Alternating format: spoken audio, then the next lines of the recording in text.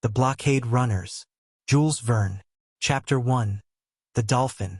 The Clyde was the first river whose waters were lashed into foam by a steamboat. It was in 1812 when the steamer called the Comet ran between Glasgow and Greenock, at the speed of 6 miles an hour.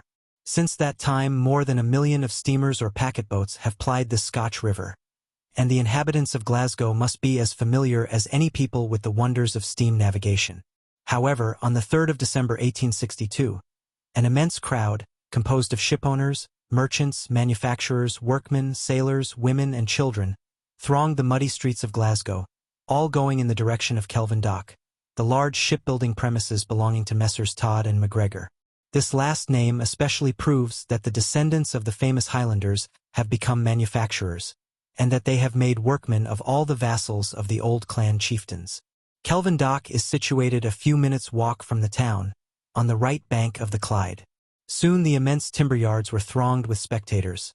Not a part of the quay, not a wall of the wharf, not a factory roof showed an unoccupied place. The river itself was covered with craft of all descriptions, and the heights of Govan on the left bank swarmed with spectators. There was, however, nothing extraordinary in the event about to take place. It was nothing but the launching of a ship, and this was an everyday affair with the people of Glasgow. Had the Dolphin, then, for that was the name of the ship built by Messrs. Todd and MacGregor, some special peculiarity? To tell the truth, it had none. It was a large ship, about 1,500 tons, in which everything combined to obtain superior speed. Her engines, of 500 horsepower, were from the workshops of Lansfield Forge. They worked 2 screws, one on either side the sternpost, completely independent of each other. As for the depth of water the Dolphin would draw, it must be very inconsiderable. Connoisseurs were not deceived, and they concluded rightly that this ship was destined for shallow straits. But all these particulars could not in any way justify the eagerness of the people. Taken altogether, the Dolphin was nothing more or less than an ordinary ship. Would her launching present some mechanical difficulty to be overcome? Not any more than usual. The Clyde had received many a ship of heavier tonnage, and the launching of the Dolphin would take place in the usual manner. In fact, when the water was calm, the moment the ebb tide set in, the workmen began to operate. Their mallets kept perfect time falling on the wedges meant to raise the ship's keel. Soon a shudder ran through the whole of her massive structure. Although she had only been slightly raised, one could see that she shook, and then gradually began to glide down the well-greased wedges, and in a few moments she plunged into the Clyde. Her stern struck the muddy bed of the river, then she raised herself on the top of a gigantic wave, and, carried forward by her start, would have been dashed against the quay of the Govan timber yards, if her anchors had not restrained her. The launch had been perfectly successful. The Dolphin swayed quietly on the waters of the Clyde. All the spectators clapped their hands when she took possession of her natural element, and loud hurrahs arose from either bank. But wherefore these cries and this applause? Undoubtedly the most eager of the spectators would have been at a loss to explain the reason of his enthusiasm. What was the cause, then, of the lively interest excited by this ship? Simply the mystery which shrouded her destination. It was not known to what kind of commerce she was to be appropriated, and in questioning different groups the diversity of opinion on this important subject was indeed astonishing. However, the best informed, at least those who pretended to be so, agreed in saying that the steamer was going to take part in the terrible war which was then ravaging the United States of America, but more than this they did not know, and whether the Dolphin was a privateer, a transport ship, or an addition to the Federal Marine was what no one could tell. "Hurrah!" cried one, affirming that the Dolphin had been built for the southern states. "Hip, hip, hip!" cried another, swearing that never had a faster boat crossed to the American coasts. Thus its destination was unknown, and in order to obtain any reliable information one must be an intimate friend, or, at any rate, an acquaintance of Vincent Playfair and Company of Glasgow. A rich, powerful, intelligent house of business was that of Vincent Playfair and Company.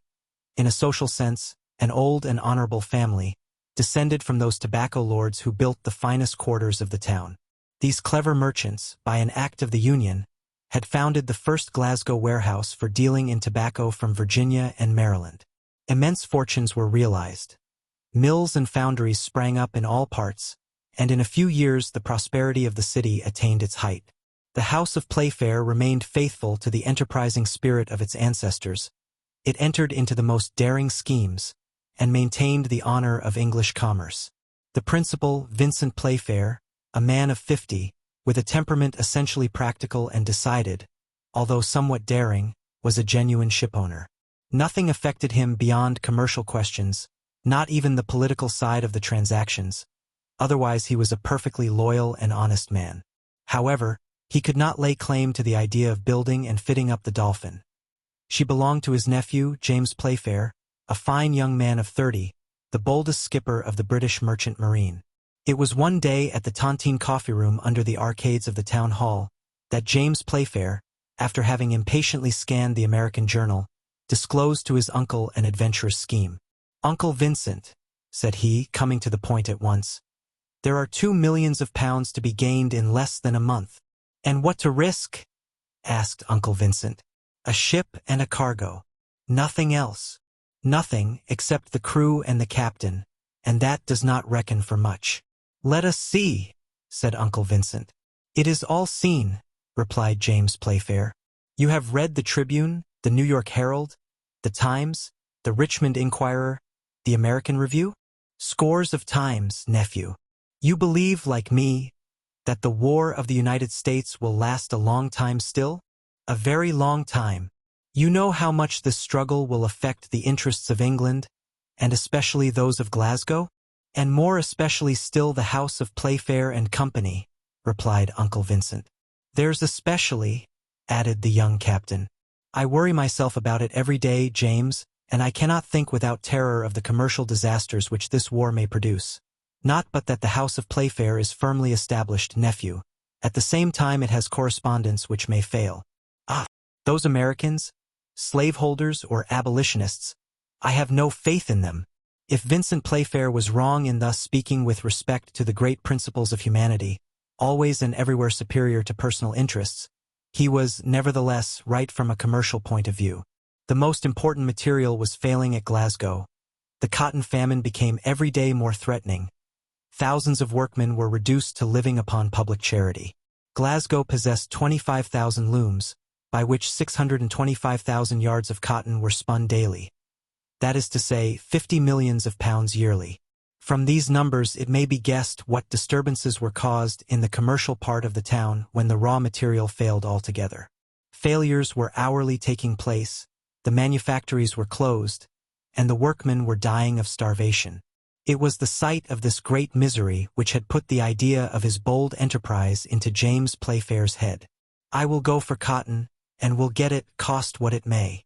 But, as he also was a merchant as well as his Uncle Vincent, he resolved to carry out his plan by way of exchange, and to make his proposition under the guise of a commercial enterprise. "Uncle Vincent," said he, "this is my idea." "Well, James?" "It is simply this. We will have a ship built of superior sailing qualities and great bulk." "That is quite possible." "We will load her with ammunition of war, provisions, and clothes." "Just so." "I will take the command of this steamer. I will defy all the ships of the Federal Marine for speed, and I will run the blockade of one of the southern ports. You must make a good bargain for your cargo with the Confederates, who will be in need of it," said his uncle. "And I shall return laden with cotton, which they will give you for nothing." "As you say, uncle. Will it answer?" "It will. But shall you be able to get there?" "I shall, if I have a good ship. One can be made on purpose. But the crew? Oh, I will find them. I do not want many men. Enough to work with, that is all. It is not a question of fighting with the Federals, but distancing them." "They shall be distanced," said Uncle Vincent in a peremptory tone. "But now, tell me, James, to what port of the American coast do you think of going?" "Up to now, uncle, ships have run the blockade of New Orleans, Wilmington, and Savannah, but I think of going straight to Charleston. No English boat has yet been able to penetrate into the harbor except the Bermuda. I will do like her, and, if my ship draws but very little water, I shall be able to go where the Federalists will not be able to follow."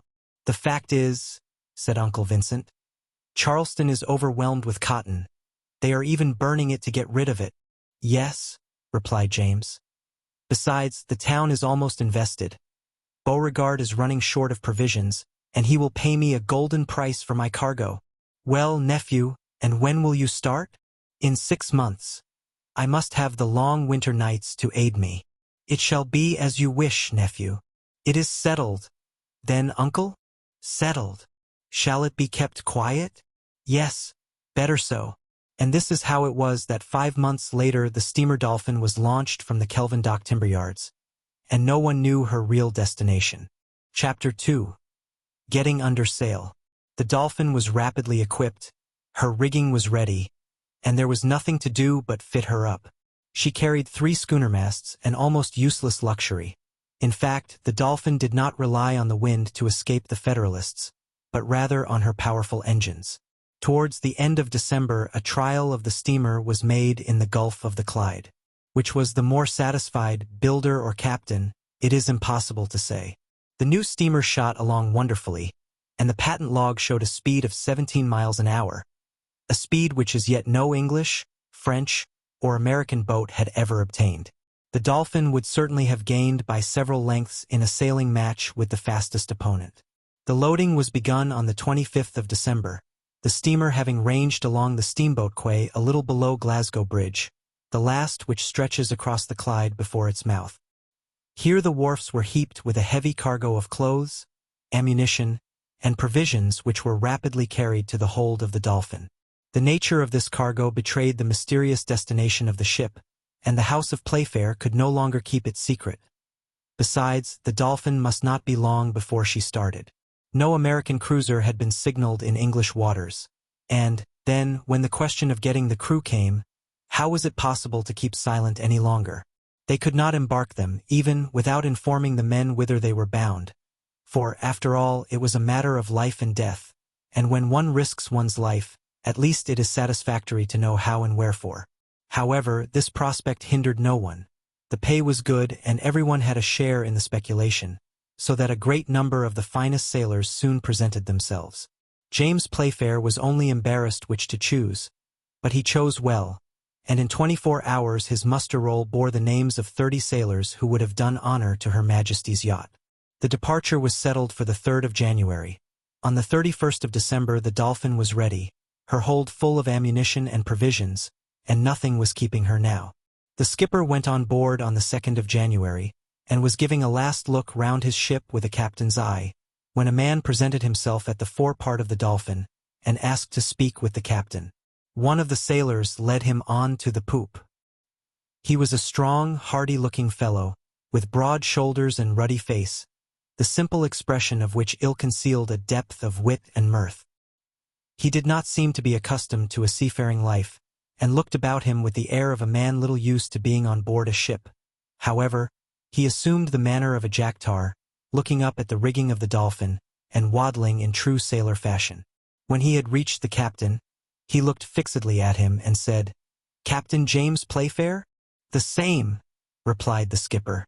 "What do you want with me?" "To join your ship. There is no room. The crew is already complete."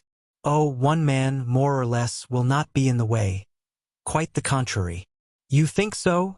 said James Playfair, giving a sidelong glance at his questioner. "I am sure of it," replied the sailor. "But who are you?" asked the captain. "A rough sailor with 2 strong arms, which, I can tell you, are not to be despised on board a ship, and which I now have the honor of putting at your service. But there are other ships besides the Dolphin, and other captains besides James Playfair. Why do you come here?" "Because it is on board the Dolphin that I wish to serve, and under the orders of Captain James Playfair." "I do not want you. There is always need of a strong man, and if to prove my strength you will try me with 3 or 4 of the strongest fellows of your crew, I am ready." "That will do," replied James Playfair. "And what is your name?" "Croxton, at your service." The captain made a few steps backwards in order to get a better view of the giant who presented himself in this odd fashion. The height, the build, and the look of the sailor did not deny his pretensions to strength. "Where have you sailed?" asked Playfair of him. "A little everywhere." "And do you know where the Dolphin is bound for?" "Yes, and that is what tempts me." "Ah, well, I have no mind to let a fellow of your stamp escape me. Go and find the first mate, and get him to enroll you." Having said this, the captain expected to see the man turn on his heels and run to the bows, but he was mistaken. Crockston did not stir. "Well, did you hear me?" asked the captain. "Yes, but it is not all," replied the sailor. "I have something else to ask you." "Ah, you are wasting my time," replied James sharply. "I have not a moment to lose in talking." "I shall not keep you long," replied Crockston. "2 words more and that is all. I was going to tell you that I have a nephew." "He has a fine uncle, then," interrupted James Playfair. "Ha! Ha!" laughed Crockston. "Have you finished?" asked the captain very impatiently. "Well, this is what I have to say. When one takes the uncle, the nephew comes into the bargain." "Ah, indeed." "Yes, that is the custom. The one does not go without the other." "And what is this nephew of yours?" "A lad of 15 whom I am going to train to the sea. He is willing to learn, and will make a fine sailor some day." "How now, Master Crockston?" cried James Playfair. "Do you think the Dolphin is a training school for cabin boys? Don't let us speak ill of cabin boys. There was one of them who became Admiral Nelson, and another Admiral Franklin." "Upon my honor, friend," replied James Playfair, "you have a way of speaking which I like. Bring your nephew, but if I don't find the uncle the hearty fellow he pretends to be, he will have some business with me. Go and be back in an hour." Crockston did not want to be told twice. He bowed awkwardly to the captain of the Dolphin, and went on to the quay. An hour afterwards he came on board with his nephew, a boy of 14 or 15, rather delicate and weakly looking, with a timid and astonished air, which showed that he did not possess his uncle's self-possession and vigorous corporeal qualities. Crockston was even obliged to encourage him by such words as these. "Come," said he, "don't be frightened. They are not going to eat us. Besides, there is yet time to return." "No, no," replied the young man, "and may God protect us." The same day the sailor Crockston and his nephew were inscribed in the muster roll of the Dolphin. The next morning, at 5 o'clock, the fires of the steamer were well fed. The deck trembled under the vibrations of the boiler, and the steam rushed hissing through the escape pipes. The hour of departure had arrived. A considerable crowd, in spite of the early hour, flocked on the quays and on Glasgow Bridge. They had come to salute the bold steamer for the last time. Vincent Playfair was there to say goodbye to Captain James, but he conducted himself on this occasion like a Roman of the good old times. His was a heroic countenance, and the 2 loud kisses with which he gratified his nephew were the indication of a strong mind. "Go, James," said he to the young captain. "Go quickly and come back quicker still. Above all, don't abuse your position. Sell at a good price, make a good bargain, and you will have your uncle's esteem." On this recommendation, borrowed from the manual of the perfect merchant, the uncle and nephew separated, and all the visitors left the boat. At this moment Crockston and John Stiggs stood together on the forecastle, while the former remarked to his nephew, "This is well, this is well. Before 2 o'clock we shall be at sea, and I have a good opinion of a voyage which begins like this." For reply the novice pressed Crockston's hand. James Playfair then gave the orders for departure. "Have we pressure on?" he asked of his mate. "Yes, Captain," replied Mr. Matthew. "Well, then, weigh anchor." This was immediately done, and the screws began to move. The Dolphin trembled, passed between the ships in the port, and soon disappeared from the sight of the people, who shouted their last hurrahs. The descent of the Clyde was easily accomplished. One might almost say that this river had been made by the hand of man, and even by the hand of a master. For 60 years, thanks to the dredges and constant dragging, it has gained 15 feet in depth, and its breadth has been tripled between the quays and the town. Soon the forests of masts and chimneys were lost in the smoke and fog. The noise of the foundry hammers and the hatchets of the timber yards grew fainter in the distance. After the village of Partick had been passed, the factories gave way to country houses and villas. The Dolphin, slackening her speed, sailed between the dikes which carry the river above the shores, and often through a very narrow channel, which, however, is only a small inconvenience for a navigable river. For, after all, depth is of more importance than width. The steamer, guided by one of those excellent pilots from the Irish Sea, passed without hesitation between floating buoys, stone columns and biggings, surmounted with lighthouses, which mark the entrance to the channel. Beyond the town of Renfrew, at the foot of Kilpatrick Hills, the Clyde grew wider. Then came Booling Bay, at the end of which opens the mouth of the canal which joins Edinburgh to Glasgow. Lastly, at the height of 400 feet from the ground, was seen the outline of Dumbarton Castle, almost indiscernible through the mists, and soon the harbour boats of Glasgow were rocked on the waves which the Dolphin caused. Some miles farther on Greenock, the birthplace of James Watt was passed. The Dolphin now found herself at the mouth of the Clyde, and at the entrance of the gulf by which it empties its waters into the Northern Ocean. Here the first undulations of the sea were felt, and the steamer ranged along the picturesque coast of the Isle of Arran. At last the promontory of Cantyre, which runs out into the channel, was doubled. The Isle of Rathlin was hailed, the pilot returned by a shore-boat to his cutter, which was cruising in the open sea. The Dolphin, returning to her captain's authority, took a less frequented route round the north of Ireland, and soon, having lost sight of the last European land, found herself in the open ocean. Chapter 3. Things are not what they seem. The Dolphin had a good crew, not fighting men or boarding sailors, but good working men, and that was all she wanted.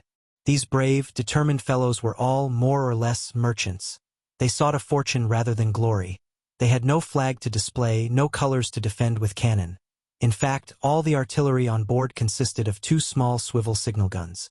The Dolphin shot bravely across the water, and fulfilled the utmost expectations of both builder and captain. Soon she passed the limit of British seas. There was not a ship in sight. The great ocean route was free. Besides, no ship of the Federal Marine would have a right to attack her beneath the English flag. Followed she might be, and prevented from forcing the blockade, and precisely for this reason had James Playfair sacrificed everything to the speed of his ship, in order not to be pursued. Howbeit a careful watch was kept on board, and, in spite of the extreme cold, a man was always in the rigging ready to signal the smallest sail that appeared on the horizon. When evening came, Captain James gave the most precise orders to Mr. Matthew. Don't leave the man on watch too long in the rigging. The cold may seize him, and in that case it is impossible to keep a good lookout. Change your men often. I understand, Captain, replied Mr. Matthew. Try Croxton for that work. The fellow pretends to have excellent sight. It must be put to trial. Put him on the morning watch.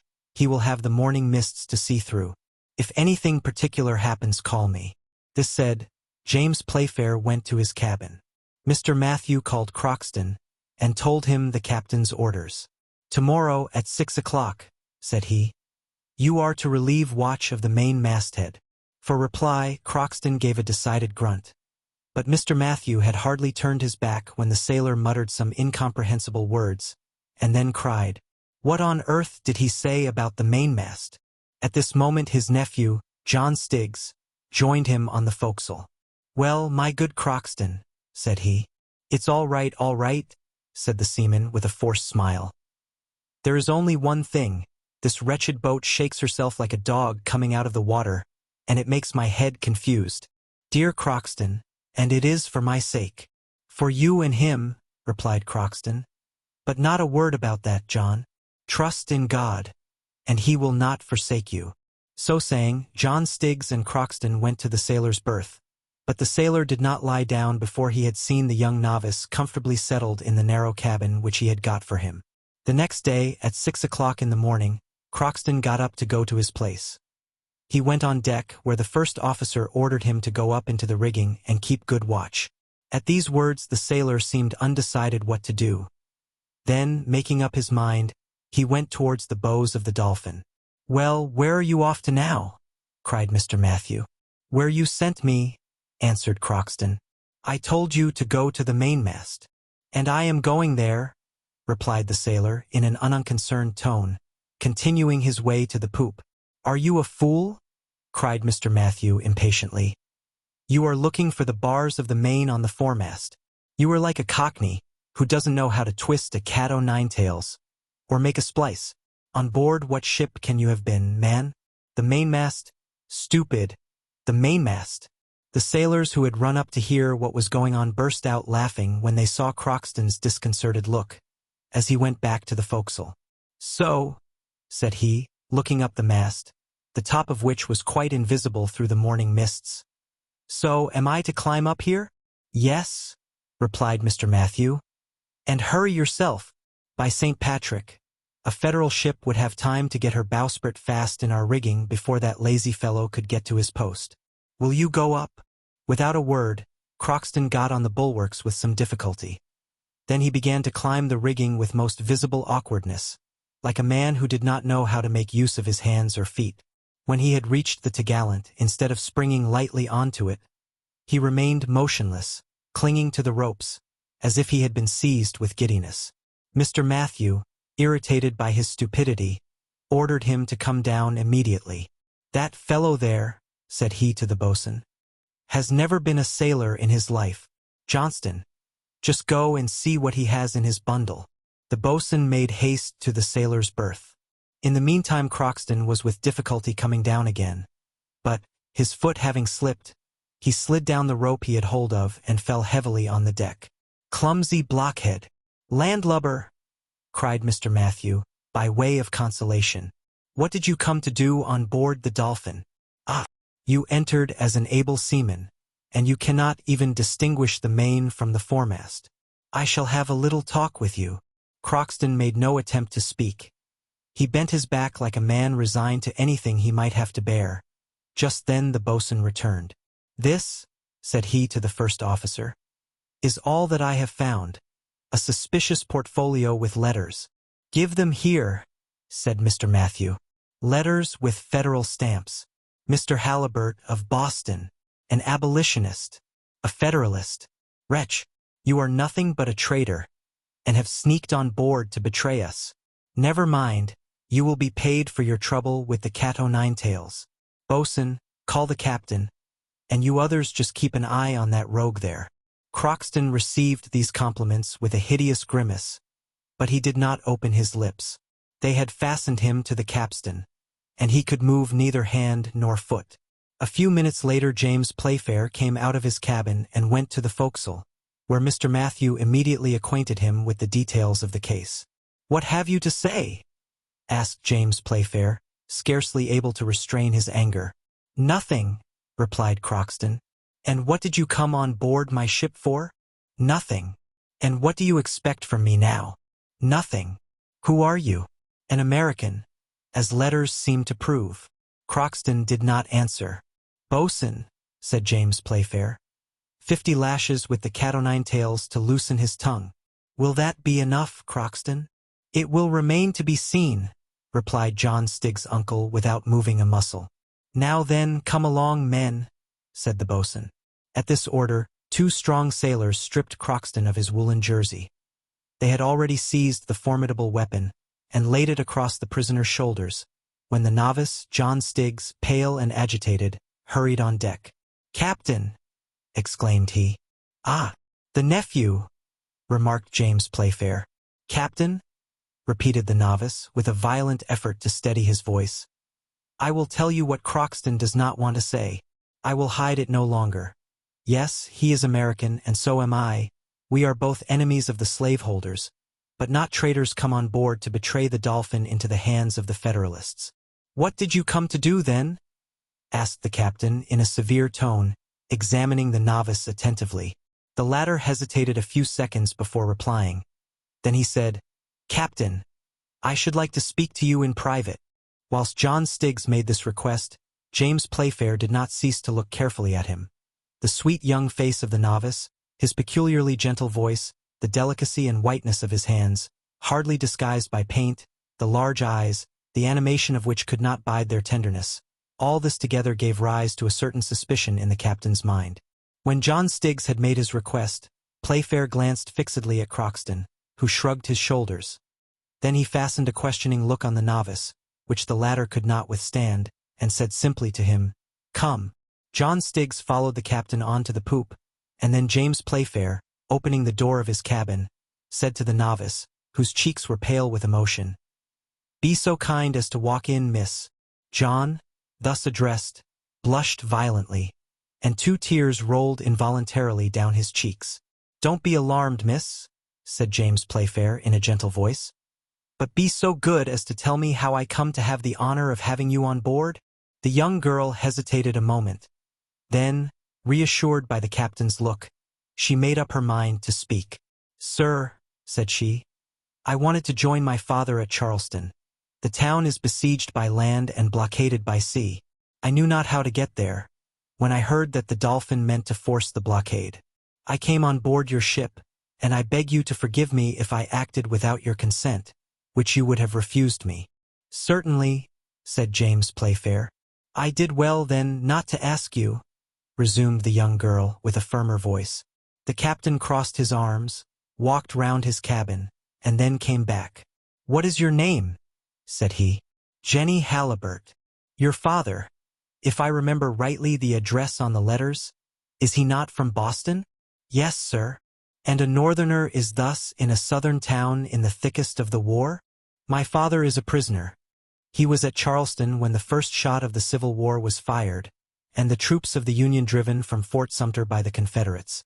My father's opinions exposed him to the hatred of the Slavist part, and by the order of General Beauregard he was imprisoned.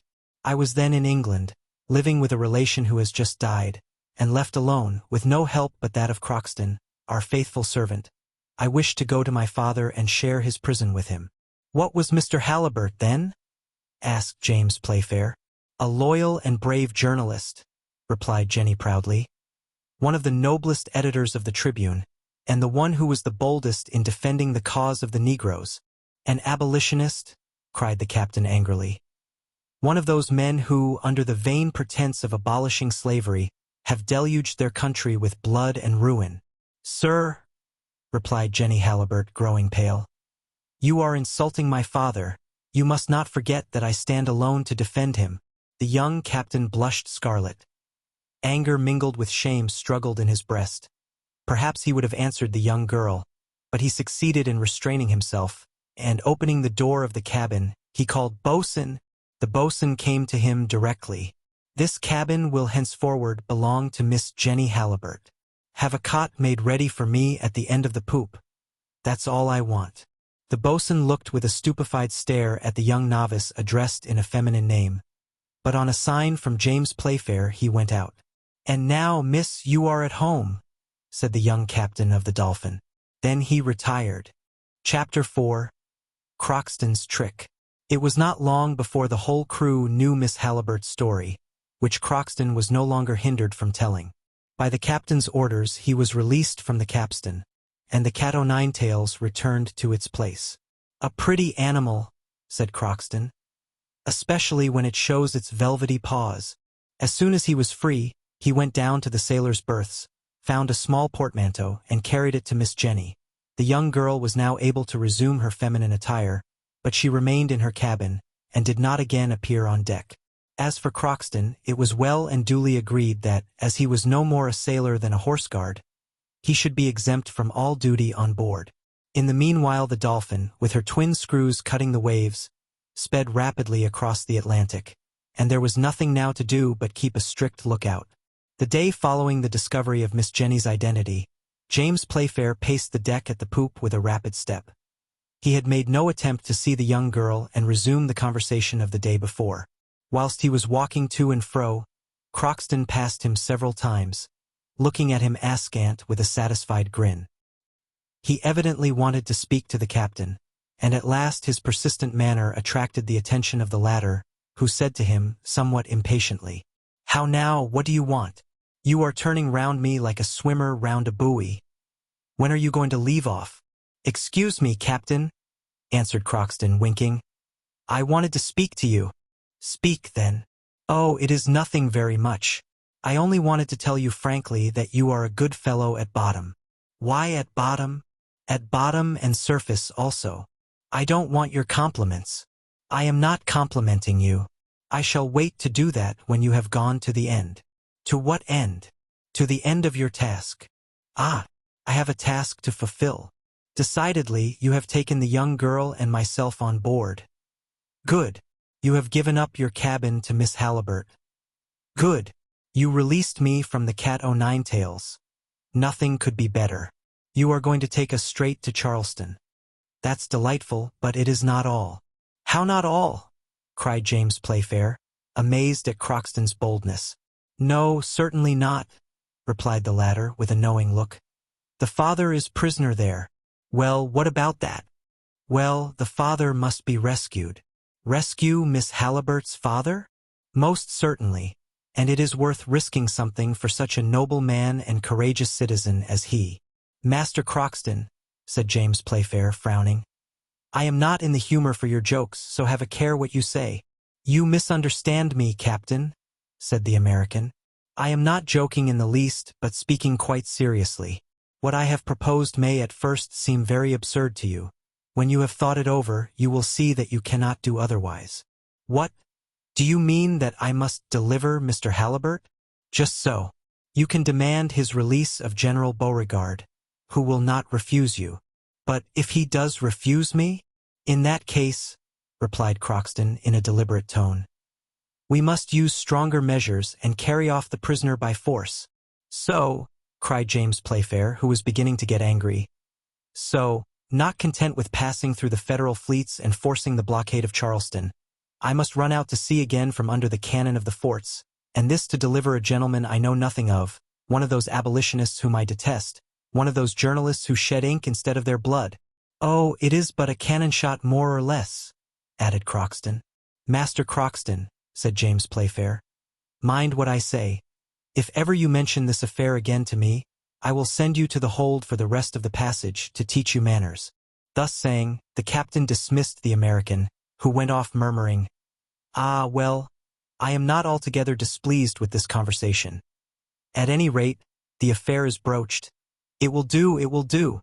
James Playfair had hardly meant it when he said an abolitionist whom I detest.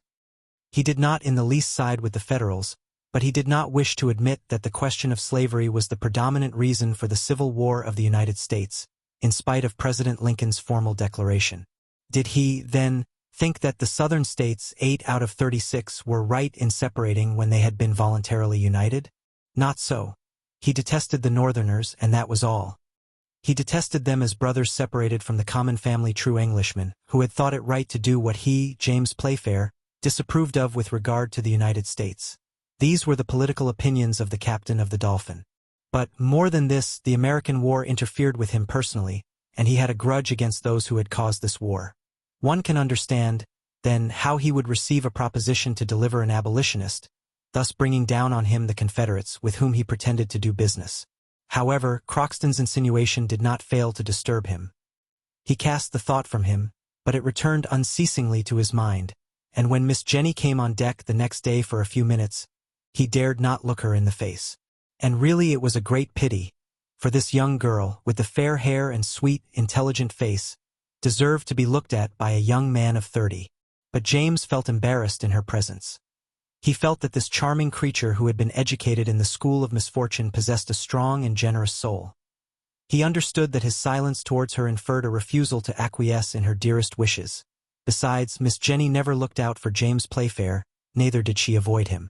Thus, for the first few days they spoke little or not at all to each other.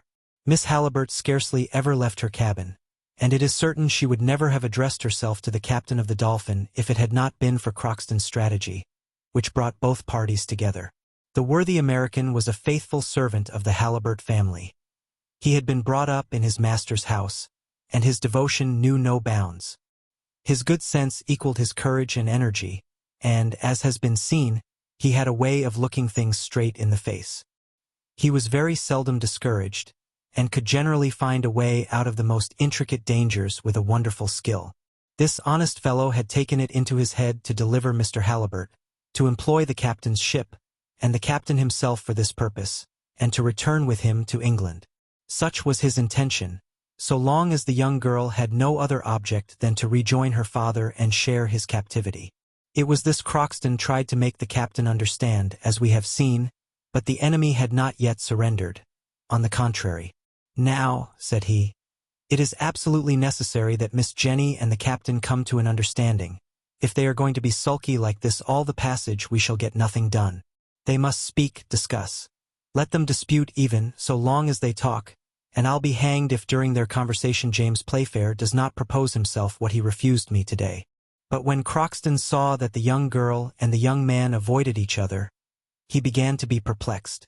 "We must look sharp," said he to himself, and the morning of the 4th day he entered Miss Halliburtt's cabin, rubbing his hands with an air of perfect satisfaction.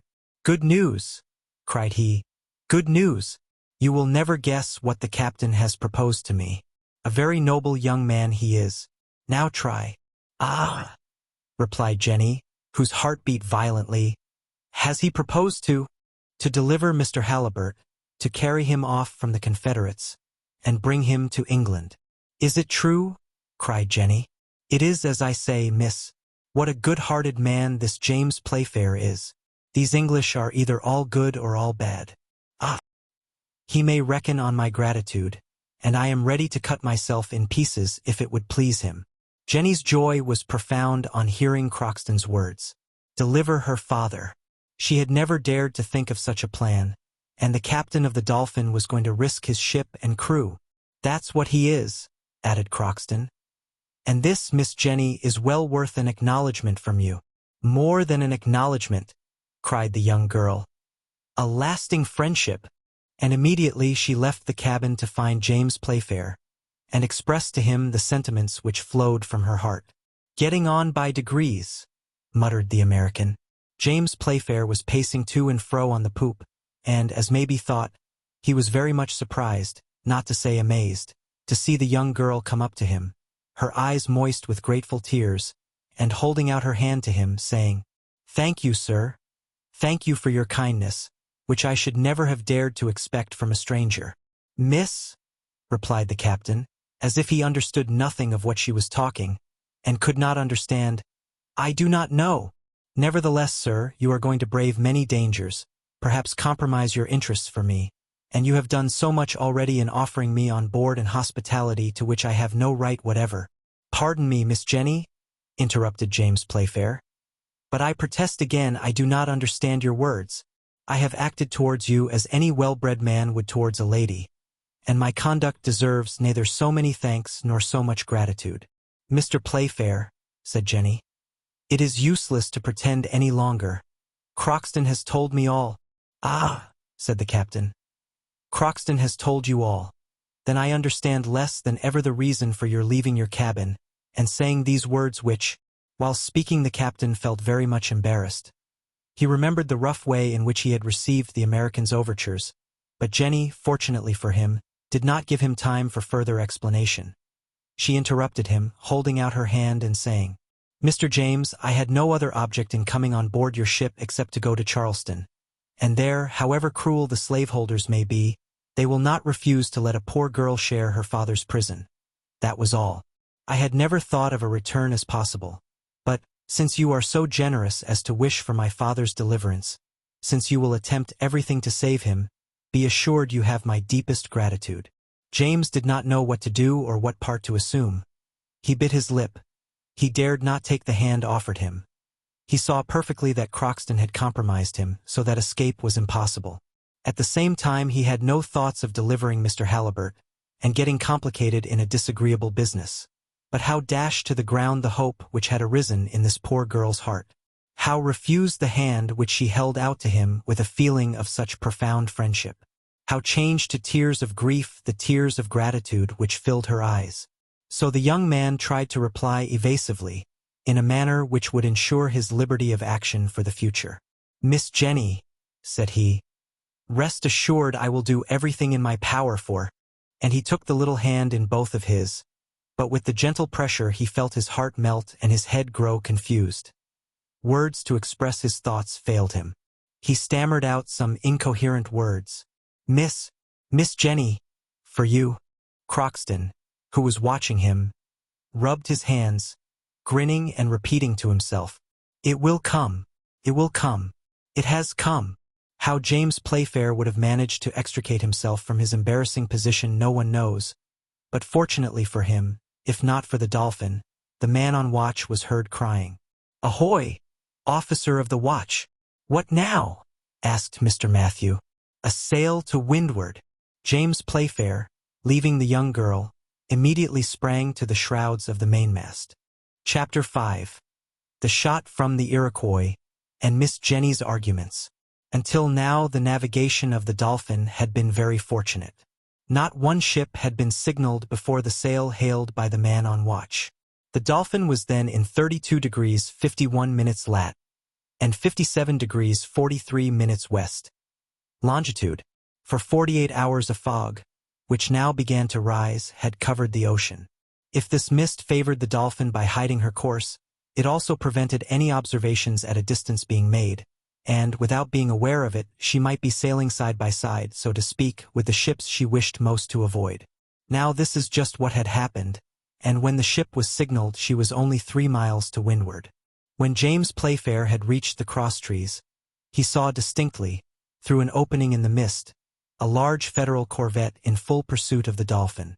After having carefully examined her, the captain came down on deck again and called to the first officer. "Mr. Matthew," said he, "what do you think of this ship?" "I think, Captain, that it is a Federal cruiser, which suspects our intentions." "There is no possible doubt of her nationality," said James Playfair. "Look!" At this moment the starry flag of the North United States appeared on the gaff yards of the corvette, and the latter asserted her colors with a cannon shot. "An invitation to show ours," said Mr. Matthew. "Well, let us show them. There is nothing to be ashamed of." "What's the good?" replied James Playfair. "Our flag will hardly protect us, and it will not hinder those people from paying us a visit. No, let us go ahead." "And go quickly," replied Mr. Matthew. "For, if my eyes do not deceive me, I have already seen that corvette lying off Liverpool, where she went to watch the ships in building. My name is not Matthew, if that is not the Iroquois on her taffrail." "And is she fast?" "One of the fastest vessels of the Federal Marine." "What guns does she carry?" "8. "Pooh! Oh, don't shrug your shoulders, Captain," said Mr. Matthew in a serious tone. "2 out of those 8 guns are rifled. One is a 60-pounder on the forecastle, and the other a 100-pounder on deck." "Upon my soul!" exclaimed James Playfair. "They are Parrots and will carry 3 miles. "Yes, and farther than that, Captain." "Ah, well, Mr. Matthew, let their guns be 60 or only 4-pounders, and let them carry 3 miles or 500 yards. It is all the same if we can go fast enough to avoid their shot. We will show this Iroquois how a ship can go when she is built on purpose to go. Have the fires drawn forward, Mr. Matthew." The first officer gave the captain's orders to the engineer, and soon volumes of black smoke curled from the steamer's chimneys. This proceeding did not seem to please the corvette, for she made the Dolphin the signal to lie to, but James Playfair paid no attention to this warning, and did not change his ship's course. "Now," said he, "we shall see what the Iroquois will do. Here is a fine opportunity for her to try her guns. Go ahead full speed." "Good!" exclaimed Mr. Matthew. "She will not be long in saluting us." Returning to the poop, the captain saw Miss Halliburtt sitting quietly near the bulwarks. "Miss Jenny," said he, "we shall probably be chased by that corvette you see to windward, and as she will speak to us with shot, I beg to offer you my arm to take you to your cabin again." "Thank you very much, Mr. Playfair," replied the young girl, looking at him. "But I am not afraid of cannon shots. However, miss, in spite of the distance, there may be some danger." "Oh, I was not brought up to be fearful. They accustom us to everything in America, and I assure you that the shot from the Iroquois will not make me lower my head." "You are brave, Miss Jenny." "Let us admit, then, that I am brave, and allow me to stay by you." "I can refuse you nothing, Miss Halliburtt," replied the captain, looking at the young girl's calm face. These words were hardly uttered when they saw a line of white smoke issue from the bulwarks of the corvette. Before the report had reached the Dolphin, a projectile whizzed through the air in the direction of the steamer. At about 20 fathoms from the Dolphin the shot, the speed of which had sensibly lessened, skimmed over the surface of the waves, marking its passage by a series of water jets. Then, with another burst, it rebounded to a certain height, passed over the Dolphin, grazing the mizzen-yards on the starboard side, fell at 30 fathoms beyond, and was buried in the waves. "By Jove!" exclaimed James Playfair. "We must get along. Another slap like that is not to be waited for." "Oh!" exclaimed Mr. Matthew. "They will take some time to reload such pieces." "Upon my honor, it is an interesting sight," said Crockston, who, with arms crossed, stood perfectly at his ease looking at the scene. "Ah, that's you!" cried James Playfair, scanning the American from head to foot. "It is me, Captain," replied the American, undisturbed. "I have come to see how these brave Federals fire. Not badly, in truth, not badly." The captain was going to answer Crockston sharply, but at this moment a second shot struck the sea on the starboard side. "Good!" cried James Playfair. "We have already gained 2 cables on this Iroquois. Your friends sail like a buoy. Do you hear, Master Crockston?" "I will not say they don't," replied the American, "and for the first time in my life it does not fail to please me." A third shot fell still farther astern, and in less than 10 minutes the Dolphin was out of range of the corvette's guns. "So much for patent logs, Mr. Matthew," said James Playfair. "Thanks to those shot we know how to rate our speed. Now have the fires lowered. It is not worth while to waste our coal uselessly." "It is a good ship that you command," said Miss Halliburtt to the young captain. "Yes, Miss Jenny. My good Dolphin makes her 17 knots, and before the day is over we shall have lost sight of that corvette." James Playfair did not exaggerate the sailing qualities of his ship, and the sun had not set before the masts of the American ship had disappeared below the horizon. This incident allowed the captain to see Miss Halliburtt's character in a new light. Besides, the ice was broken, henceforward, during the whole of the voyage. The interviews between the captain and his passenger were frequent and prolonged. He found her to be a young girl, calm, strong, thoughtful, and intelligent, speaking with great ease, having her own ideas about everything, and expressing her thoughts with a conviction which unconsciously penetrated James Playfair's heart. She loved her country. She was zealous in the great cause of the Union, and expressed herself on the Civil War in the United States with an enthusiasm of which no other woman would have been capable.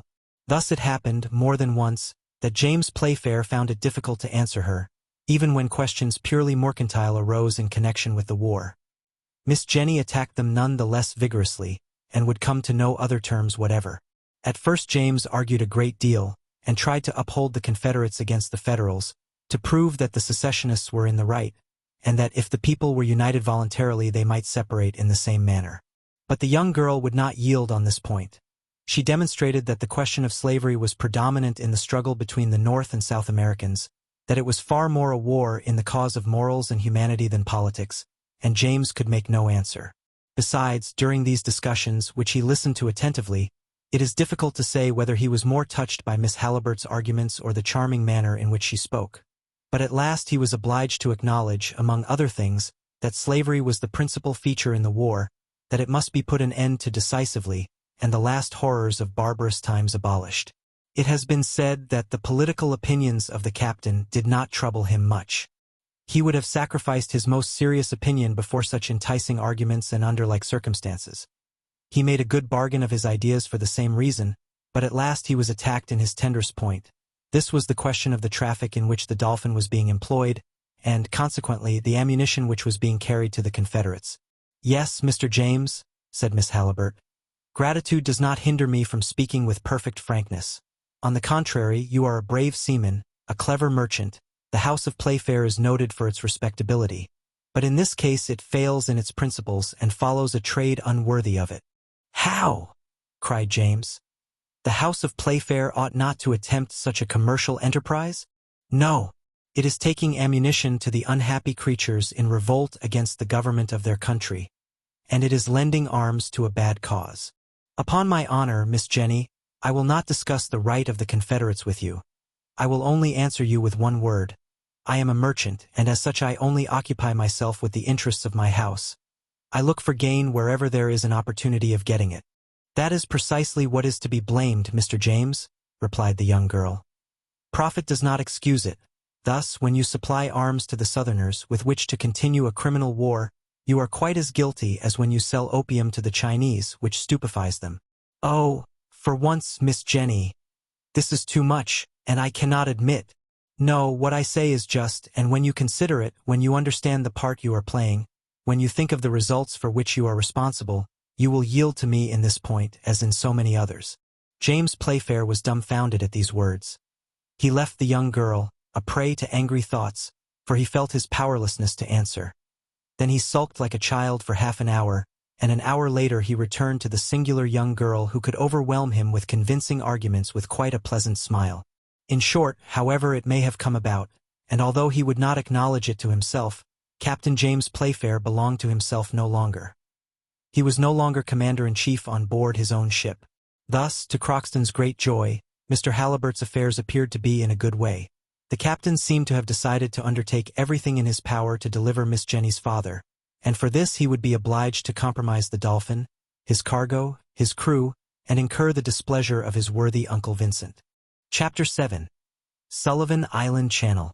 2 days after the meeting with the Iroquois, the Dolphin found herself abreast of the Bermudas, where she was assailed by a violent squall. These isles are frequently visited by hurricanes, and are celebrated for shipwrecks. It is here that Shakespeare has placed the exciting scene of his drama, The Tempest, in which Ariel and Caliban dispute for the empire of the floods. The squall was frightful. James Playfair thought once of running for one of the Bermudas, where the English had a military post. It would have been a sad waste of time, and therefore especially to be regretted. Happily the Dolphin behaved herself wonderfully well in the storm, and, after flying a whole day before the tempest, she was able to resume her course towards the American coast. But if James Playfair had been pleased with his ship, he had not been less delighted with the young girl's bravery. Miss Halliburtt had passed the worst hours of the storm at his side, and James knew that a profound, imperious, irresistible love had taken possession of his whole being. "Yes," said he, "this brave girl is mistress on board. She turns me like the sea a ship in distress. I feel that I am foundering. What will Uncle Vincent say? Ah, poor nature! I am sure that if Jenny asked me to throw all this cursed cargo into the sea, I should do it without hesitating, for love of her." Happily for the firm of Playfair and Company, Miss Halliburtt did not demand this sacrifice. Nevertheless, the poor captain had been taken captive, and Crockston, who read his heart like an open book, rubbed his hands gleefully. "We will hold him fast," he muttered to himself, "and before a week has passed my master will be quietly installed in one of the best cabins of the Dolphin." As for Miss Jenny, did she perceive the feelings which she inspired? Did she allow herself to share them? No one could say, and James Playfair least of all. The young girl kept a perfect reserve, and her secret remained deeply buried in her heart. But whilst love was making such progress in the heart of the young captain, the Dolphin sped with no less rapidity towards Charleston. On the 13th of January, the watch signaled land 10 miles to the west. It was a low-lying coast, and almost blended with the line of the sea in the distance.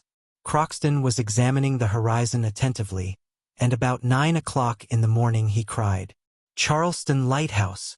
Now that the bearings of the Dolphin were set, James Playfair had but one thing to do, to decide by which channel he would run into Charleston Bay. "If we meet with no obstacles," said he, "before 3 o'clock we shall be in safety in the docks of the port." The town of Charleston is situated on the banks of an estuary 7 miles long and 2 broad, called Charleston Harbor, the entrance to which is rather difficult.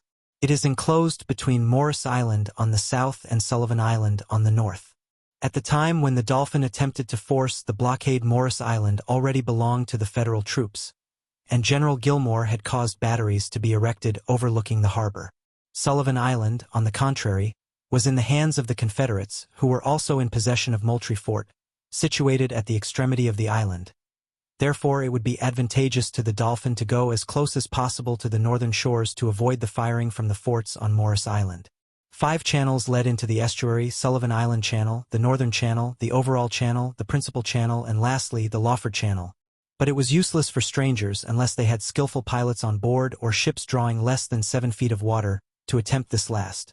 As for Northern and Overall Channels, they were in range of the Federalist batteries, so that it was no good thinking of them. If James Playfair could have had his choice, he would have taken his steamer through the Principal Channel, which was the best, and the bearings of which were easy to follow. But it was necessary to yield to circumstances and to decide according to the event. Besides, the captain of the Dolphin knew perfectly all the secrets of this bay, its dangers, the depths of its water at low tide, and its currents, so that he was able to steer his ship with the greatest safety as soon as he entered one of these narrow straits. The great question was to get there. Now this work demanded an experienced seaman, and one who knew exactly the qualities of the Dolphin. In fact, 2 Federal frigates were now cruising in the Charleston waters. Mr. Matthew soon drew James Playfair's attention to them. "They are preparing to ask us what we want on these shores," said he. "Ah, well, we won't answer them," replied the captain, "and they will not get their curiosity satisfied." In the meanwhile, the cruisers were coming on full steam towards the Dolphin, who continued her course, taking care to keep out of range of their guns. But in order to gain time, James Playfair made for the southwest, wishing to put the enemy's ships off their guard. The latter must have thought that the Dolphin intended to make for Morris Island Channel. Now there they had batteries and guns, a single shot from which would have been enough to sink the English ship, so the Federals allowed the Dolphin to run towards the southwest, contenting themselves by observing her without following closely. Thus for an hour the respective situations of the ships did not change, for James Playfair, wishing to deceive the cruisers as to the course of the Dolphin, had caused the fires to be moderated, so that the speed was decreased.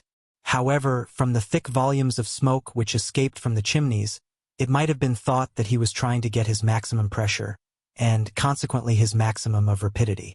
"They will be slightly astonished presently," said James Playfair, "when they see us slip through their fingers." In fact, when the captain saw that he was near enough to Morris Island, and before a line of guns, the range of which he did not know, he turned his rudder quickly, and the ship resumed her northerly course, leaving the cruisers 2 miles to windward of her. The latter, seeing this maneuver, understood the steamer's object and began to pursue her in earnest, but it was too late. The Dolphin doubled her speed under the action of the screws, and distanced them rapidly. Going nearer to the coast, a few shell were sent after her as an acquittal of conscience, but the Federals were outdone, for their projectiles did not reach halfway. At 11 o'clock in the morning, the steamer ranging near Sullivan Island, thanks to her small draft, entered the narrow strait full steam. There she was in safety, for no Federalist cruiser dared follow her in this channel, the depth of which, on an average, was only 11 feet at low tide. "How?" cried Croxton. "And is that the only difficulty?" Oh, Master Croxton," said James Playfair. "The difficulty is not in entering, but in getting out again." "Nonsense," replied the American. "That does not make me at all uneasy. With a boat like the Dolphin and a captain like Mr. James Playfair, one can go where one likes and come out in the same manner."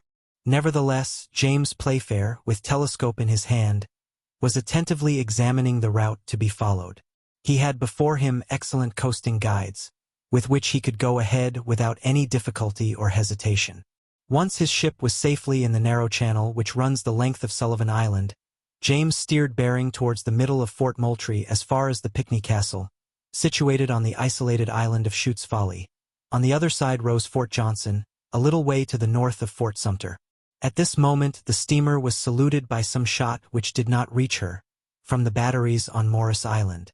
She continued her course without any deviation, passed before Moultrieville, situated at the extremity of Sullivan Island, and entered the bay.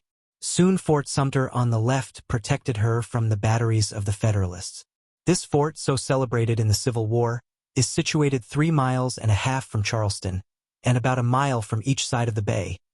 It is nearly pentagonal in form, built on an artificial island of Massachusetts granite.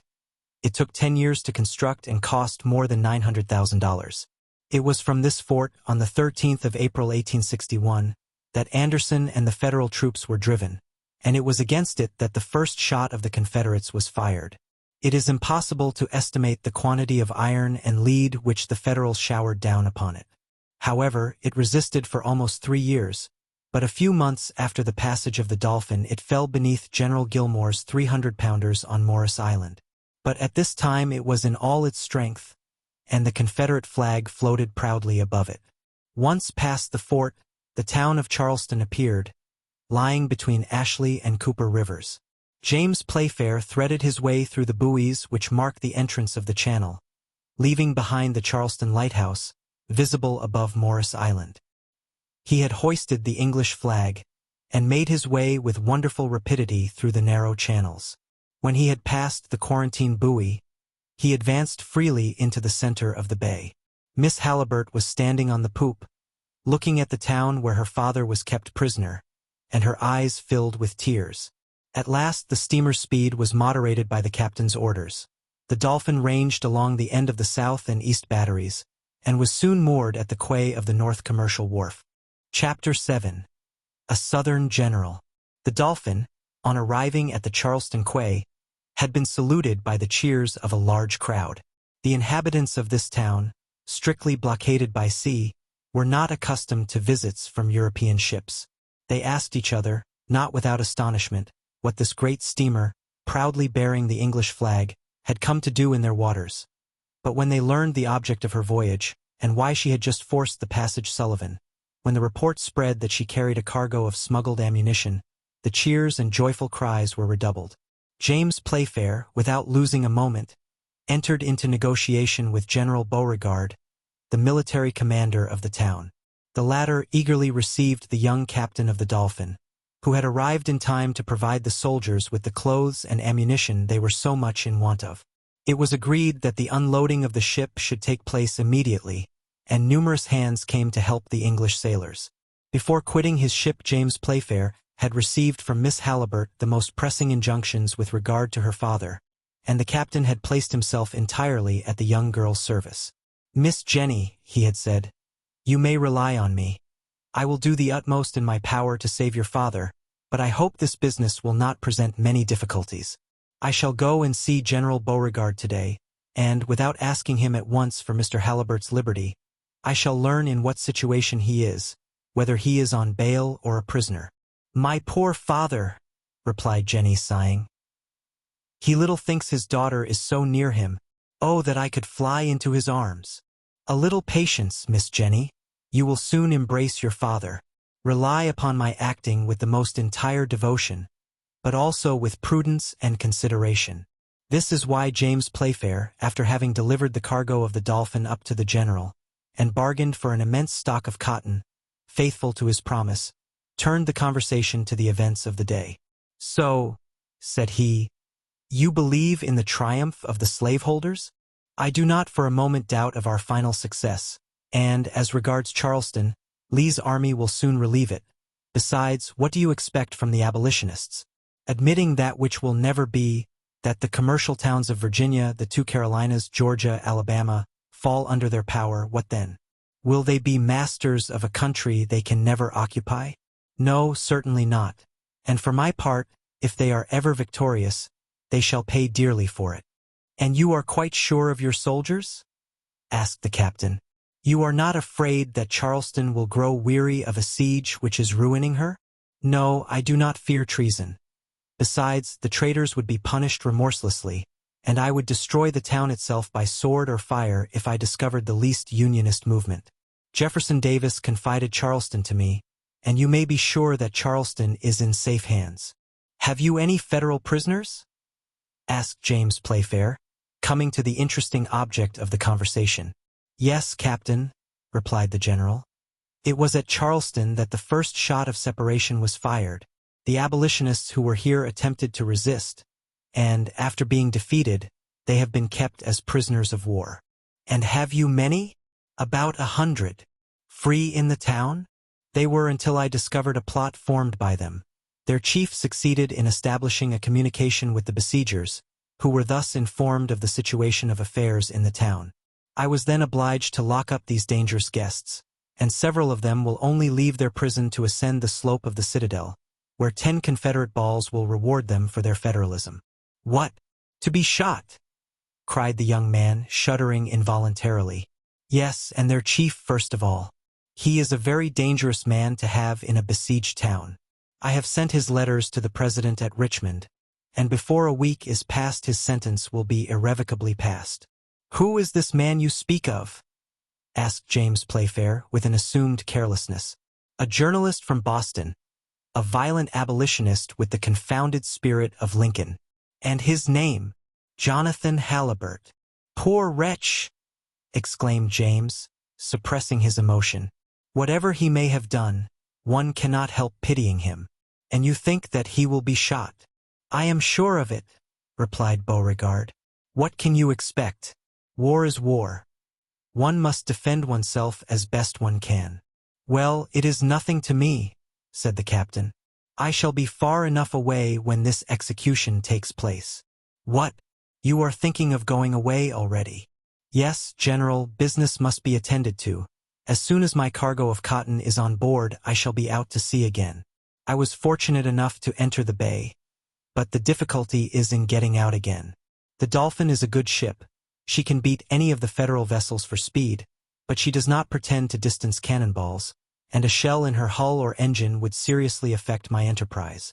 As you please, Captain, replied Beauregard. I have no advice to give you under such circumstances. You are doing your business, and you are right. I should act in the same manner were I in your place. Besides, a stay at Charleston is not very pleasant, and a harbor where shells are falling 3 days out of 4 is not a safe shelter for your ship. So you will set sail when you please.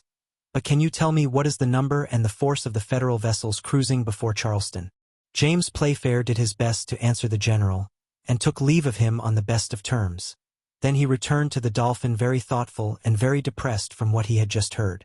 What shall I say to Miss Jenny? Ought I to tell her of Mr. Halliburtt's terrible situation? Or would it be better to keep her in ignorance of the trial which is awaiting her? Poor child! He had not gone 50 steps from the governor's house when he ran against Croxton. The worthy American had been watching for him since his departure. Well, Captain? James Playfair looked steadily at Croxton, and the latter soon understood he had no favorable news to give him. Have you seen Beauregard? He asked. Yes, replied James Playfair. And have you spoken to him about Mr. Halliburtt? No, it was he who spoke to me about him. Well, Captain? Well, I may as well tell you everything, Croxton. Everything, Captain. General Beauregard has told me that your master will be shot within a week. At this news, anyone else but Croxton would have grown furious or given way to bursts of grief. But the American, who feared nothing, only said, with almost a smile on his lips, "Pooh! What does it matter?" "How? What does it matter?" cried James Playfair. "I tell you that Mr. Halliburtt will be shot within a week. And you answer, what does it matter? And I mean it, if in 6 days he is on board the Dolphin, and if in 7 days the Dolphin is on the open sea." "Right?" exclaimed the captain, pressing Croxton's hand. "I understand, my good fellow, you have got some pluck, and for myself, in spite of Uncle Vincent, I would throw myself overboard for Miss Jenny." "No one need be thrown overboard," replied the American. "Only the fish would gain by that. The most important business now is to deliver Mr. Halliburtt. But you must know that it will be difficult to do so." "Pooh!" exclaimed Croxton. "It is a question of communicating with a prisoner strictly guarded." "Certainly. And to bring about an almost miraculous escape." "Nonsense!" exclaimed Croxton. "A prisoner thinks more of escaping than his guardian thinks of keeping him. That's why, thanks to our help, Mr. Halliburtt will be saved." "You are right, Croxton. Always right. But now what will you do? There must be some plan, and there are precautions to be taken." "I will think about it. But when Miss Jenny learns that her father is condemned to death, and that the order for his execution may come any day, she will know nothing about it, that is all. Yes, it will be better for her and for us to tell her nothing." "Where is Mr. Halliburtt imprisoned?" asked Croxton. "In the Citadel," replied James Playfair. "Just so. On board now." "On board, Croxton." Chapter 8. The Escape. Miss Jenny, sitting at the poop of the Dolphin, was anxiously waiting the captain's return. When the latter went up to her, she could not utter a word, but her eyes questioned James Playfair more eagerly than her lips could have done. The latter, with Croxton's help, informed the young girl of the facts relating to her father's imprisonment. He said that he had carefully broached the subject of the prisoners of war to Beauregard, but, as the general did not seem disposed at all in their favor, he had thought it better to say no more about it, but think the matter over again. "Since Mr. Halliburtt is not free in the town, his escape will be more difficult.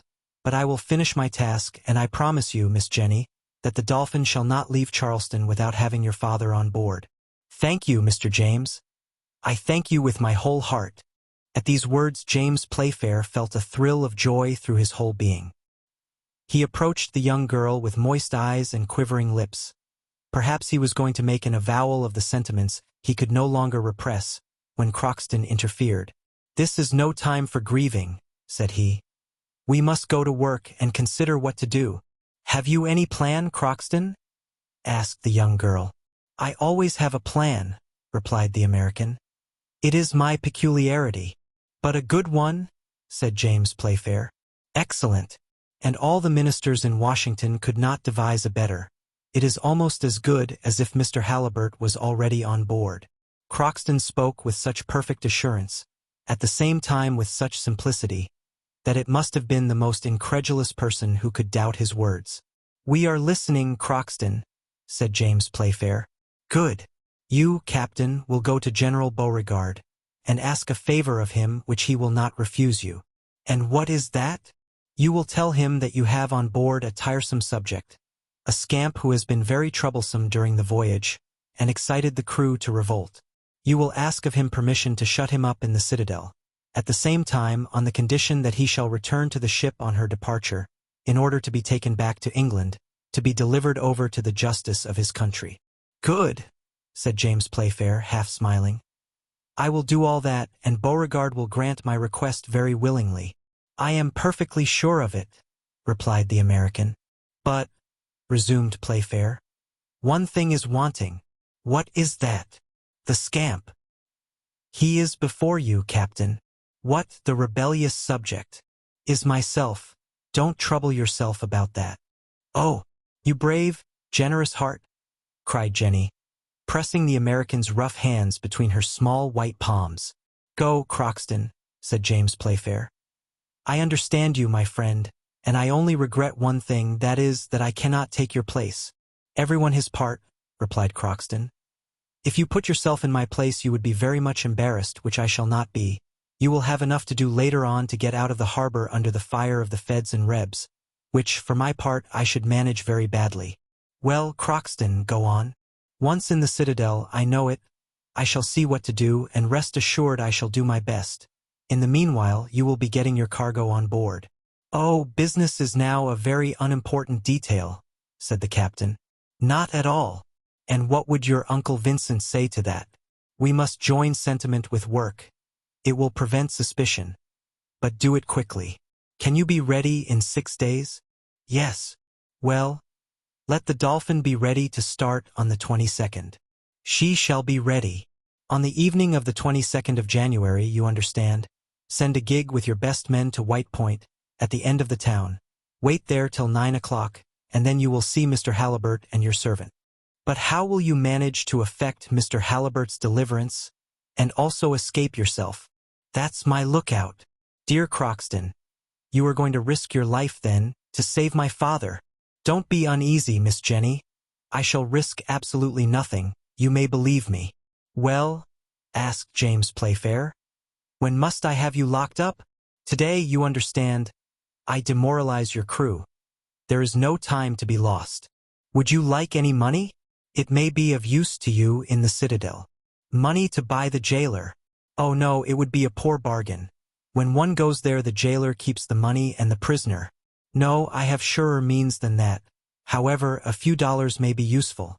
One must be able to drink, if needs be." "And intoxicate the jailer." "No, an intoxicated jailer would spoil everything." "No, I tell you I have an idea. Let me work it out. Here, my good fellow, are $10. It is too much, but I will return what is over." "Well, then, are you ready?" "Quite ready to be a downright rogue." "Let us go to work, then." "Crockston," said the young girl in a faltering voice, "you are the best man on earth." "I know it," replied the American, laughing good-humoredly. "By the by, Captain, an important item." "What is that?" "If the general proposes to hang your rebel, you know that military men like sharp work." "Well, Crockston." "Well, you will say that you must think about it." "I promise you I will." The same day, to the great astonishment of the crew, who were not in the secret, Crockston, with his feet and hands in irons, was taken on shore by a dozen sailors, and half an hour after, by Captain James Playfair's request, he was led through the streets of the town, and, in spite of his resistance, was imprisoned in the citadel. During this and the following days the unloading of the Dolphin was rapidly accomplished. The steam cranes lifted out the European cargo to make room for the native goods. The people of Charleston, who were present at this interesting work, helped the sailors, whom they held in great respect, but the captain did not leave the brave fellows much time for receiving compliments. He was constantly behind them and urged them on with a feverish activity, the reason of which the sailors could not suspect. 3 days later, on the 18th of January, the first bales of cotton began to be packed in the hold. Although James Playfair troubled himself no more about it, the firm of Playfair and Company were making an excellent bargain, having obtained the cotton which encumbered the Charleston wharves at very far less than its value. In the meantime, no news had been heard of Croxton. Jenny, without saying anything about it, was a prey to incessant fears. Her pale face spoke for her, and James Playfair endeavored his utmost to ease her mind. "I have all confidence in Croxton," said he. "He is a devoted servant, as you must know better than I do, Miss Jenny. You must make yourself quite at ease. Believe me, in 3 days you will be folded in your father's arms." "Ah, Mr. James," cried the young girl, "how can I ever repay you for such devotion? How shall we ever be able to thank you?" "I will tell you when we are in English seas," replied the young captain. Jenny raised her tearful face to him for a moment. Then her eyelids drooped, and she went back to her cabin. James Playfair hoped that the young girl would know nothing of her father's terrible situation until he was in safety, but she was apprised of the truth by the involuntary indiscretion of a sailor. The reply from the Richmond cabinet had arrived by a courier who had been able to pass the line of outposts. The reply contained Jonathan Haliburt's death warrant. The news of the approaching execution was not long in spreading through the town, and it was brought on board by one of the sailors of the Dolphin. The man told the captain, without thinking that Miss Haliburt was within hearing. The young girl uttered a piercing cry and fell unconscious on the deck. James Playfair carried her to her cabin, but the most assiduous care was necessary to restore her to life. When she opened her eyes again, she saw the young captain, who, with a finger on his lips, enjoined absolute silence. With difficulty she repressed the outburst of her grief, and James Playfair, leaning towards her, said gently, "Jenny, in 2 hours your father will be in safety near you, or I shall have perished in endeavoring to save him." Then he left the cabin, saying to himself, "And now he must be carried off at any price, since I must pay for his liberty with my own life and those of my crew." The hour for action had arrived. The loading of the cotton cargo had been finished since morning. In 2 hours the ship would be ready to start. James Playfair had left the North Commercial Wharf and gone into the roadstead, so that he was ready to make use of the tide, which would be high at 9 o'clock in the evening. It was 7 o'clock when James left the young girl, and began to make preparations for departure. Until the present time the secret had been strictly kept between himself, Croxton, and Jenny, but now he thought it wise to inform Mr. Matthew of the situation of affairs, and he did so immediately. "Very well, sir," replied Mr. Matthew, without making the least remark. "And 9 o'clock is the time?" "9 o'clock, and have the fires lit immediately, and the steam got up." "It shall be done, Captain. The Dolphin may remain at anchor. We will cut our moorings and sheer off, without losing a moment." "Just so. Have a lantern placed at the mainmast head. The night is dark and will be foggy. We must not risk losing our way in returning. You had better have the bell for starting rung at 9 o'clock. Your orders shall be punctually attended to, Captain. And now, Mr. Matthew, have a shoreboat manned with 6 of our best men. I am going to set out directly for White Point. I leave Miss Jenny in your charge, and may God protect us." "May God protect us," repeated the first officer. Then he immediately gave the necessary orders for the fires to be lighted, and the shoreboat provided with men. In a few minutes the boat was ready, and James Playfair, after bidding Jenny goodbye, stepped into it, whilst at the same time he saw volumes of black smoke issuing from the chimneys of the ship and losing itself in the fog. The darkness was profound. The wind had fallen, and in the perfect silence the waters seemed to slumber in the immense harbor, whilst a few uncertain lights glimmered through the mist. James Playfair had taken his place at the rudder, and with a steady hand he guided his boat towards White Point. It was a distance of about 2 miles. During the day James had taken his bearings perfectly, so that he was able to make direct for Charleston Point. 8 o'clock struck from the church of St. Philip when the shoreboat ran aground at White Point. There was an hour to wait before the exact time fixed by Croxton. The quay was deserted, with the exception of the sentinel pacing to and fro on the south and east batteries. James Playfair grew impatient, and the minutes seemed hours to him. At 8:30 he heard the sound of approaching steps.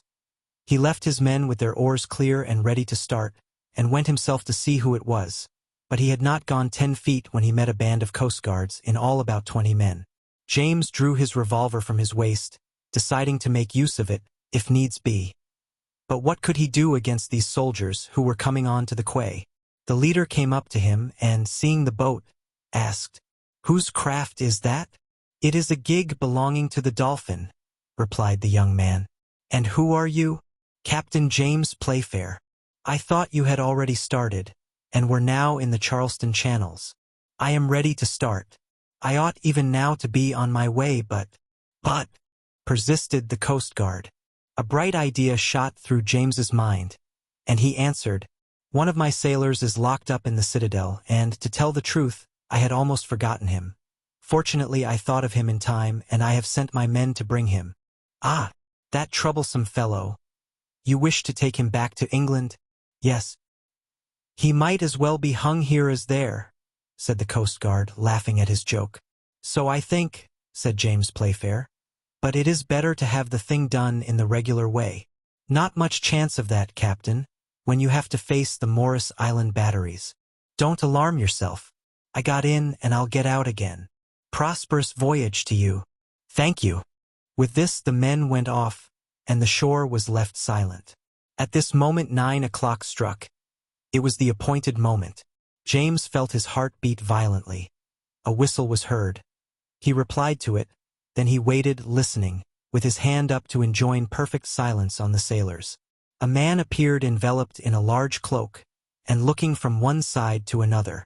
James ran up to him. "Mr. Halliburtt?" "I am he," replied the man with the cloak. "God be praised," cried James Playfair. "Embark without losing a minute. Where is Croxton?" "Croxton!" exclaimed Mr. Halliburtt, amazed. "What do you mean?" "The man who has saved you and brought you here was your servant Croxton." "The man who came with me was the jailer from the citadel," replied Mr. Halliburtt. "The jailer!" cried James Playfair. Evidently he knew nothing about it, and 1,000 fears crowded in his mind. "Quite right, the jailer," cried a well-known voice. "The jailer is sleeping like a top in my cell." "Croxton! You! Can it be you?" exclaimed Mr. Halliburtt. "No time to talk now, master. We will explain everything to you afterwards. It is a question of life or death. Get in quick." The 3 men took their places in the boat. "Push off!" cried the captain. Immediately the 6 oars dipped into the water. The boat darted like a fish through the waters of Charleston Harbor. Chapter 9. Between 2 fires. The boat, pulled by 6 robust oarsmen, flew over the water. The fog was growing dense, and it was with difficulty that James Playfair succeeded in keeping to the line of his bearings. Croxton sat at the bows, and Mr. Halliburtt at the stern, next the captain. The prisoner, only now informed of the presence of his servant, wished to speak to him, but the latter enjoined silence.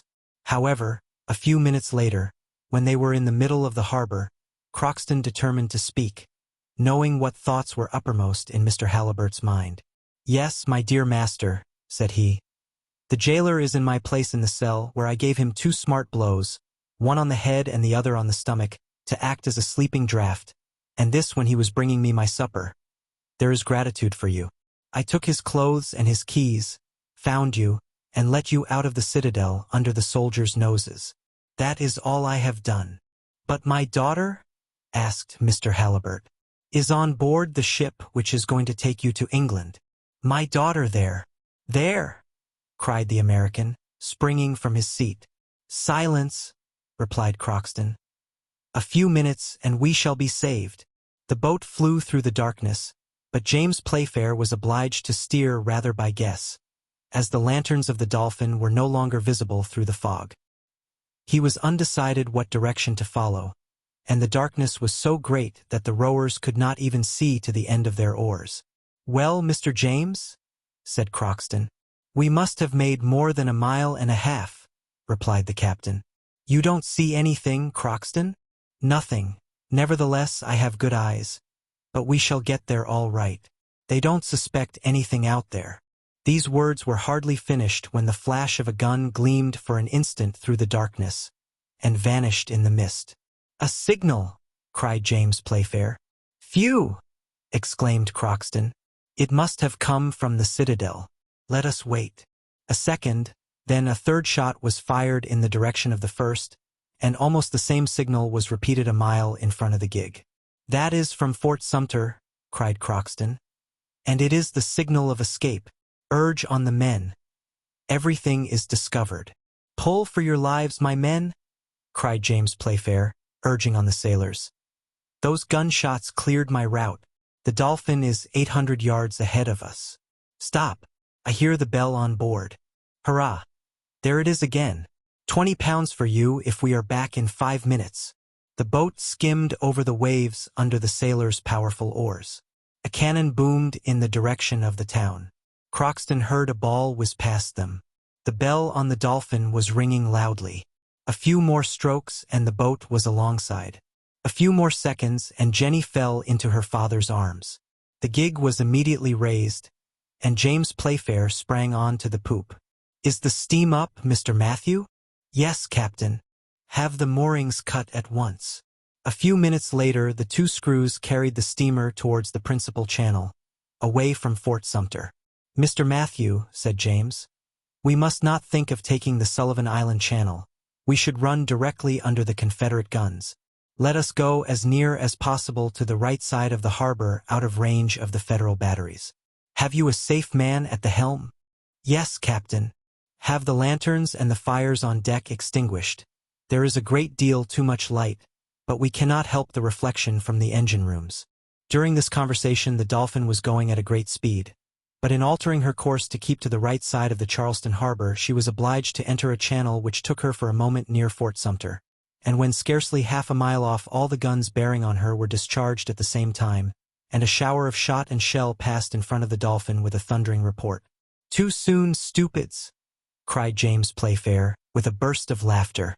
Make haste, Mr. Engineer. We shall get between 2 fires." The stokers fed the furnaces, and the Dolphin trembled all over with the effort of the engine, as if she was on the point of exploding. At this moment a second report was heard, and another shower of balls whizzed behind the Dolphin. "Too late, stupids!" cried the young captain with a regular roar. Then Crockston, who was standing on the poop, cried, "That's one past. A few minutes more, and we shall have done with the Rebs." "Then do you think we have nothing more to fear from Fort Sumter?" asked James. "Nothing at all, but everything from Fort Moultrie at the end of Sullivan Island. But they will only get a chance at us for half a minute, and then they must choose their time well and shoot straight if they want to reach us. We are getting near." "Right. The position of Fort Moultrie will allow us to go straight for the principal channel." "Fire away then. Fire away." At the same moment, and as if in obedience to James Playfair, the fort was illuminated by a triple line of lightning. A frightful crash was heard, then a crackling sound on board the steamer. "Touched this time!" exclaimed Crockston. "Mr. Matthew!" cried the captain to his second, who was stationed at the bows. "What has been damaged?" "The bowsprit broken." "Any wounded?" "No, Captain." "Well, then, the masts may go to Jericho. Straight into the pass. Straight, and steer towards the island." "We have passed the Rebs," cried Crockston. "And if we must have balls in our hull, I would much rather have the Northerners. They are more easily digested."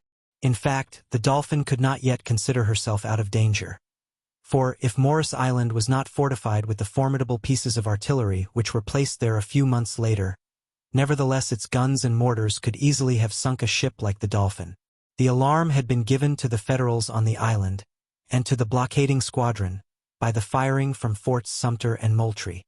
The besiegers could not make out the reason of this night attack. It did not seem to be directed against them. However, they were obliged to consider it so, and were ready to reply. It occupied James Playfair's thoughts whilst making towards the passes of Morris Island, and he had reason to fear, for in a quarter of an hour's time lights gleamed rapidly through the darkness. A shower of small shell fell round the steamer, scattering the water over her bulwarks. Some of them even struck the deck of the Dolphin, but not on their points, which saved the ship from certain ruin. In fact, these shell, as it was afterwards discovered, could break into 100 fragments, and each cover a superficial area of 120 square feet with Greek fire, which would burn for 20 minutes, and nothing could extinguish it. One of these shell alone could set a ship on fire. Fortunately for the Dolphin, they were a new invention, and as yet far from perfect. Once thrown into the air, a false rotary movement kept them inclined, and, when falling, instead of striking on their points, whereas the percussion apparatus, they fell flat. This defect in construction alone saved the Dolphin. The falling of these shells did her little harm, and under the pressure of her overheated boilers she continued to advance into the pass. At this moment, and in spite of his orders, Mr. Halliburtt and his daughter went to James Playfair on the poop. The latter urged them to return to their cabins, but Jenny declared that she would remain by the captain. As for Mr. Halliburtt, who had just learnt all the noble conduct of his deliverer, he pressed his hand without being able to utter a word. The Dolphin was speeding rapidly towards the open sea. There were only 3 miles more before she would be in the waters of the Atlantic. If the pass was free at its entrance, she was saved. James Playfair was wonderfully well acquainted with all the secrets of Charleston Bay, and he guided his ship through the darkness with an unerring hand. He was beginning to think his daring enterprise successful, when a sailor on the forecastle cried, "A ship! A ship!" cried James. "Yes, on the larboard side." The fog had cleared off, and a large frigate was seen making towards the pass, in order to obstruct the passage of the Dolphin. It was necessary, cost what it might, to distance her, and urge the steam engine to an increase of speed, or all was lost. "Port the helm at once!" cried the captain. Then he sprang on to the bridge above the engine.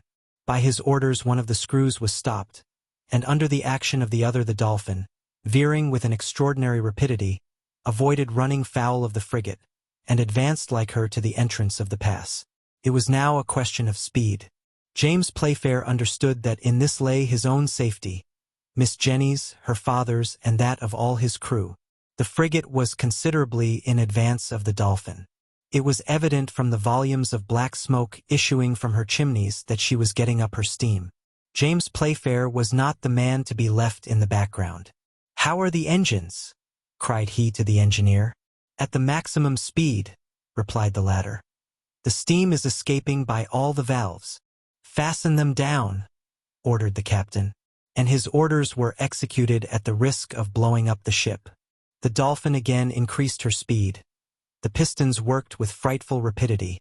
The metal plates on which the engine was placed trembled under the terrific force of their blows. It was a sight to make the boldest shudder. "More pressure!" cried James Playfair. "Put on more pressure." "Impossible," replied the engineer. "The valves are tightly closed. Our furnaces are full up to the mouths." "What difference? Fill them with cotton soaked in spirits. We must pass that frigate at any price." At these words the most daring of the sailors looked at each other, but did not hesitate.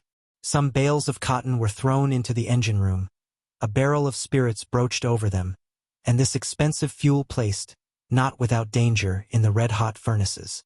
The stokers could no longer hear each other speak for the roaring of the flames. Soon the metal plates of the furnaces became red-hot. The pistons worked like the pistons of a locomotive. The steam gauge showed a frightful tension. The steamer flew over the water, her boards creaked, and her chimneys threw out volumes of smoke mingled with flames. She was going at a headlong speed, but nevertheless she was gaining on the frigate, past her, distanced her, and in 10 minutes was out of the channel. "Saved!" cried the captain. "Saved!" echoed the crew, clapping their hands. Already the Charleston beacon was disappearing in the southwest. The sound of firing from the batteries grew fainter, and it might with reason be thought that the danger was all past, when a shell from a gunboat cruising at large was hurled whizzing through the air. It was easy to trace its course, thanks to the line of fire which followed it.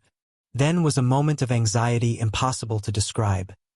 Everyone was silent, and each watched fearfully the arch described by the projectile. Nothing could be done to escape it, and in a few seconds it fell with a frightful noise on the foredeck of the Dolphin. The terrified sailors crowded to the stern, and no one dared move a step, whilst the shell was burning with a brisk crackle. But one brave man alone among them ran up to the formidable weapon of destruction. It was Crockston. He took the shell in his strong arms, whilst showers of sparks were falling from it. Then, with a superhuman effort, he threw it overboard. Hardly had the shell reached the surface of the water when it burst with a frightful report. "Hurrah! Hurrah!" cried the whole crew of the Dolphin unanimously, whilst Crockston rubbed his hands. Some time later the steamer sped rapidly through the waters of the Atlantic. The American coast disappeared in the darkness, and the distant lights which shot across the horizon indicated that the attack was general between the batteries of Morris Island and the forts of Charleston Harbor. Chapter 10. St. Mungo. The next day at sunrise the American coast had disappeared. Not a ship was visible on the horizon, and the Dolphin, moderating the frightful rapidity of her speed, made quietly towards the Bermudas. It is useless to recount the passage across the Atlantic, which was marked by no accidents, and 10 days after the departure from Queenstown the French coast was hailed. What passed between the captain and the young girl may be imagined, even by the least observant individuals. How could Mr. Halliburtt acknowledge the devotion and courage of his deliverer, if it was not by making him the happiest of men? James Playfair did not wait for English seas to declare to the father and daughter the sentiments which overflowed his heart, and, if Crockston is to be believed, Miss Jenny received his confession with a happiness she did not try to conceal. Thus it happened that on the 14th of February 18, a numerous crowd was collected in the dim aisles of St. Mungo, the old cathedral of Glasgow. There were seamen, merchants, manufacturers, magistrates, and some of every denomination gathered here. There was Miss Jenny in bridal array, and beside her the worthy Crockston, resplendent in apple-green clothes with gold buttons, whilst Uncle Vincent stood proudly by his nephew. In short, they were celebrating the marriage of James Playfair, of the firm of Vincent Playfair and Company, of Glasgow, with Miss Jenny Halliburtt of Boston. The ceremony was accomplished amidst great pomp. Everyone knew the history of the Dolphin, and everyone thought the young captain well recompensed for his devotion. He alone said that his reward was greater than he deserved. In the evening there was a grand ball and banquet at Uncle Vincent's house, with a large distribution of shillings to the crowd collected in Gordon Street. Crockston did ample justice to this memorable feast, while keeping himself perfectly within bounds. Everyone was happy at this wedding. Some at their own happiness, and others at the happiness around them, which is not always the case at ceremonies of this kind. Late in the evening, when the guests had retired, James Playfair took his uncle's hand. "Well, Uncle Vincent," said he to him. "Well, nephew James? Are you pleased with the charming cargo I brought you on board the Dolphin?" continued Captain Playfair, showing him his brave young wife. "I am quite satisfied," replied the worthy merchant. "I have sold my cotton at 375% profit." End of the Blockade Runners.